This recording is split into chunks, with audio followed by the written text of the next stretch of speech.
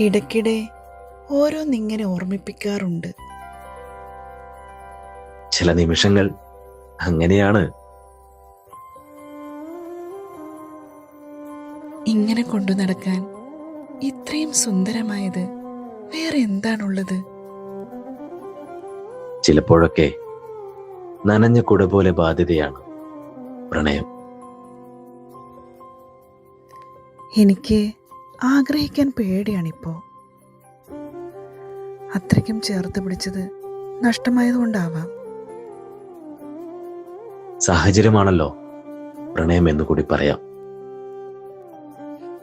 ചേർത്ത് പിടിക്കും തോറും കൂടുതൽ തെളിഞ്ഞു കാണുന്ന ക്യാമറ പോലെയാണ് പ്രണയമേ.